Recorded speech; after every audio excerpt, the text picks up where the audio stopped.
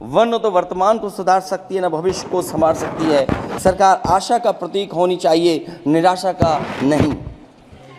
जनता चाहती कि हर समस्या के लिए बीते कल को जिम्मेदार ठहराने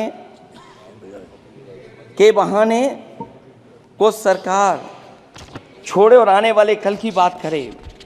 अगले 1000 साल के झूठे सपने दिखाने वाले अगले महीने होने वाली परीक्षाओं के लीक न होने की गारंटी कब लेंगे? जनता अब न तो किसी बहकावे में आएगी और न किसी के बहलावे फुसलावे में आएगी। जो लोग कहते हैं कि अमृत काल की बात करने वाले जनता का जागरण काल आ गया है। आज इस सदन में नए राजनीतिक जागरण के अनेक प्रतिनिधि बैठे हैं। अब जब बात होगी तो सच्ची बात होगी और जनता को पूरी सच्चाई के साथ हम लोग अपनी जिम्मेदारी के साथ बात रखेंगे।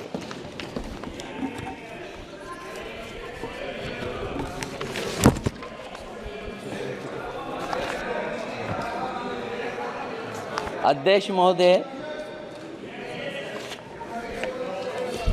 एक जीत और हुई है, एक जीत और अध्यक्ष महोदय हुई है। मैं जानता हूं सत्ता पक्ष बैठे वाले लोग समझ गए होंगे। अयोध्या की जीत भारत के परिपक्व मतदाता की लोकतांत्रिक समझ की जीत है और हम तो अध्यक्ष महोदय यही सुनते आए हैं, होए वही जो राम रची राखा। यह है उसका फैसला। अध्यक्ष महोदय, होई वही जो राम रची राखा, यह है उसका फैसला जिसकी लाठी में नहीं होती आवाज। जो करते थे किसी को लाने का दावा, वो हैं खुद किसी के सहारे के लाचार।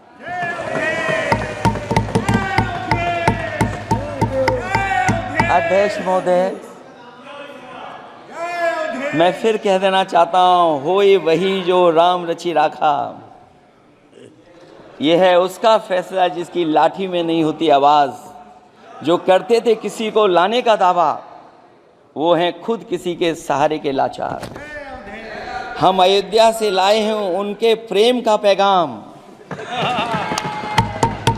हम अयोध्या से लाए हैं उनके प्रेम का पैगाम, जो सच्चे मन से करते हैं सबका कल्याण। सदियों में जन जन गाता है जिनके गान, अभय दान देती जिनकी मंद मंद मुस्कान, मानवता के लिए उठता जिनका तीर कमान। अध्यक्ष महोदय, जो असत्य पर सत्य की जीत का है नाम, उफनती नदी पर जो बांधे मर्यादा के बांध, वो है अवध के राजा पुरुषोत्तम प्रभु राम। हम अयोध्या से लाए हैं उनके प्रेम का पैगाम।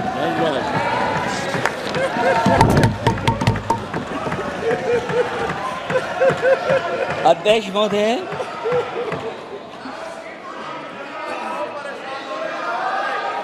अध्यक्ष महोदय, कुछ बातें हैं।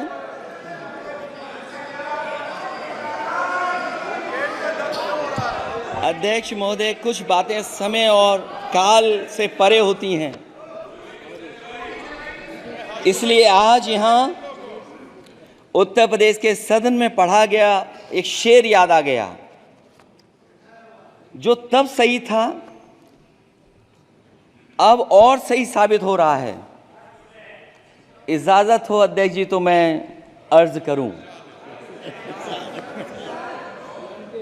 हजूरे आला आज तक खामोश बैठे इसी गम में,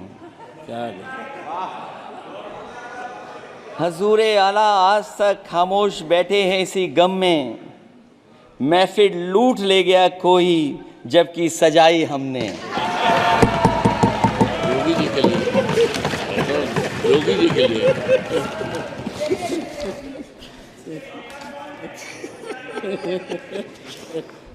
अध्यक्ष महोदय,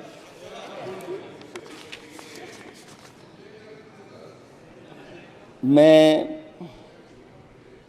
मॉडल ऑफ कंडक्ट जब चुनाव हुआ, लागू हुआ, उस समय मैंने देखा कि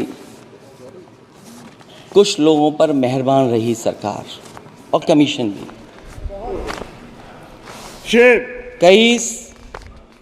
मैं बहुत डिटेल में नहीं जाना चाहता हूं अध्यक्ष महोदय, लेकिन कहीं ना कहीं प्रश्न उस संस्था पे भी लगा है, और अगर उस संस्था पर प्रश्न लगा है तो लगाने वाली सरकार की वजह से लगा है। इसलिए अगर निष्पक्ष होगी वो संस्था तो न केवल हमारा लोकतंत्र स्वस्थ होगा, बल्कि हमारे लोकतंत्र और मजबूत दुनिया में दिखाई देगा।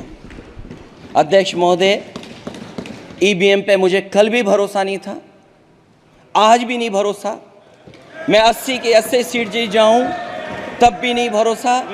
और मैंने अपने चुनाव में कहा था अध्यक्ष महोदय कि ईवीएम से जीत करके ईवीएम हटाने का काम करेंगे। न ईवीएम का मुद्दा मरा है, न जाएगा खत्म। जब तक ईवीएम नहीं हटेगी हम समाजवादी लोग उस बात पर अड़ग रहेंगे। उत्तर प्रदेश अध्यक्ष महोदय वो प्रदेश है जिसने सरकार बीजेपी की बनवाई, एक बार नहीं 2 बार बनवाई, और उसी उत्तर प्रदेश के साथ कितना बड़ा भेदभाव, उत्तर प्रदेश के साथ बड़ा भेदभाव। मुझे याद है वो दिन जब प्रधानमंत्री जी एयरफोर्स के सबसे भारी वाहन हवाई जहाज से उतरे थे सड़क पर। वो अलग बात है कि उस प्रदेश के मुख्यमंत्री उनके साथ नहीं बैठ पाए थे, लेकिन वो एक्सप्रेस वे जो बना था और आज भी जो उत्तर प्रदेश में बन रहे हैं वो उत्तर प्रदेश के बजट से बन रहे हैं। लेकिन दिल्ली की तरफ से कोई एक्सप्रेस वे अभी नहीं दिया गया है। न केवल इंफ्रास्ट्रक्चर में भेदभाव हुआ है, बल्कि हमें याद है कि प्रधानमंत्री जी ने बड़े पैमाने पे गांव गोद लिए थे।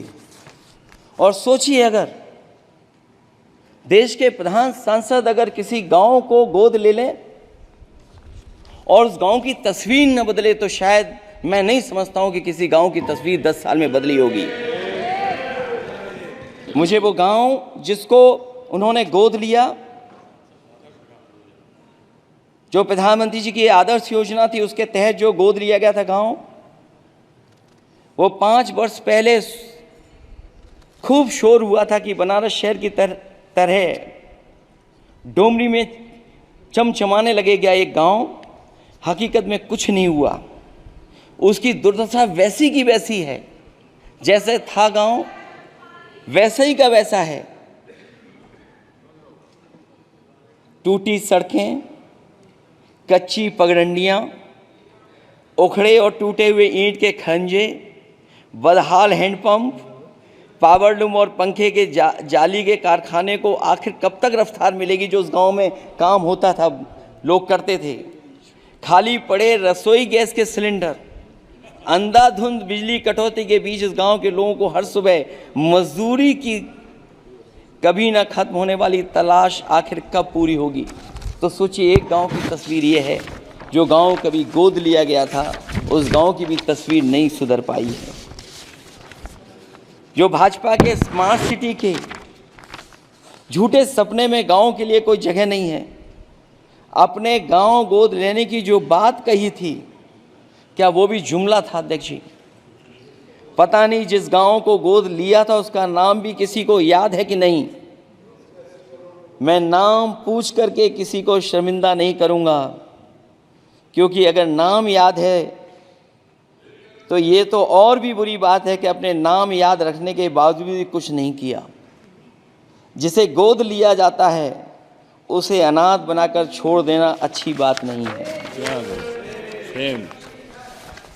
और अगर तस्वीर अध्यक्ष महोदय बदली हो 10 साल में उन तमाम गोद लिए हुए गांवों की, तो मैं सत्ता पक्ष के लोगों से कहूँगा ज़रूर इस सदन में बात रखें, ज़रूर बताएं आप। जो बात कभी अध्यक्ष महोदय कास्ट सेंसस की उठी थी, हम उस कास्ट सेंसस के पक्ष में हैं कि बिना कास्ट सेंसस के सामाजिक न्याय संभव नहीं है। सबको हक दिला पाना मुश्किल है। अध्यक्ष महोदय, राष्ट्रपति जी के अभिभाषण में अग्निवीर को लेकर के जो चिंता विपक्ष की थी और देश के नौजवानों की थी, वो चिंता वैसी की वैसी बनी है। अध्यक्ष महोदय, मैं ये कहना चाहता हूँ, मैं खुद मिलिट्री स्कूल से पढ़ा हूँ, मेरे साथ के बहुत बड़े पैमाने पे लोग फौज में हैं। मैंने समय समय पे जो मेरे साथ पढ़े जो सीनियर थे उनसे भी जानकारी हासिल की है, बड़े बड़े ऑफिसर से मैंने पूछा है, वो शायद आपको न बता पाएँ, लेकिन दबी जुबान में उन्होंने कहा है कि देश की सुरक्षा के साथ अग्निवीर जैसी व्यवस्था लागू करने से समझौता हो रहा है। अध्यक्ष महोदय, किसी भी देश की सबसे बड़ी प्राथमिकता अगर कोई है तो वो देश की सीमाओं की सुरक्षा है। अग्निवीर जैसी व्यवस्था से कभी संभव नहीं है। अध्यक्ष महोदय, हम अग्निवीर व्यवस्था को कभी स्वीकार नहीं कर सकते हैं। आज नहीं कल, कल नहीं बाद में, जब कभी भी सत्ता में इंडिया गठबंधन आएगा, अग्निवीर व्यवस्था हमेशा हमेशा के लिए खत्म हो जाएगी। अध्यक्ष महोदय, जिन्होंने कहा कि हम आय किसानों की दोगुनी कर देंगे, आज किसान पूरा देश का देख रहा है कि उसकी आय कहाँ दोगुनी हो गई। और जिस तरह महंगाई बढ़ी है, सरकार बताए कि महंगाई इस बढ़ने पे उसकी आय कितनी होनी चाहिए। और जो इंफ्रास्ट्रक्चर की बड़ी बड़ी बातें की गई थी कि एमएसपी लागू करने के लिए एग्रीकल्चर सेक्टर का इंफ्रास्ट्रक्चर तैयार होगा, लेकिन जहाँ तक मैंने उत्तर प्रदेश में देखा है, अगर इस सरकार में एक भी नई मंडी बनी हो तो मुझे सरकार बता दे। अध्यक्ष महोदय, जो इंफ्रास्ट्रक्चर एग्रीकल्चर सेक्टर में बनाने की बड़ी बात कही थी, अगर सरकार की तरफ से एक भी मंडी 10 साल में बनी हो तो ज़रूर सरकार बताए। जो सरकार मंडी नहीं बना सकती है उस पर एमएसपी का भरोसा कैसे कर सकते हैं। जिन्होंने एमएसपी का भरोसा दिलाया था, हम अध्यक्ष महोदय आपके माध्यम से यही कहेंगे कि जो राष्ट्रपति के अभिभाषण में लीगल गारंटी एमएसपी को मिलनी चाहिए थी, वो क्रॉप्स को नहीं मिली है। न केवल फसलों को मिले बल्कि हॉर्टिकल्चर क्रॉप्स को भी एमएसपी देने का फैसला हो, जिससे कि हमारा किसान खुशहाल हो सके। साथ ही साथ ओपीएस की बात अभिभाषण में नहीं आई है।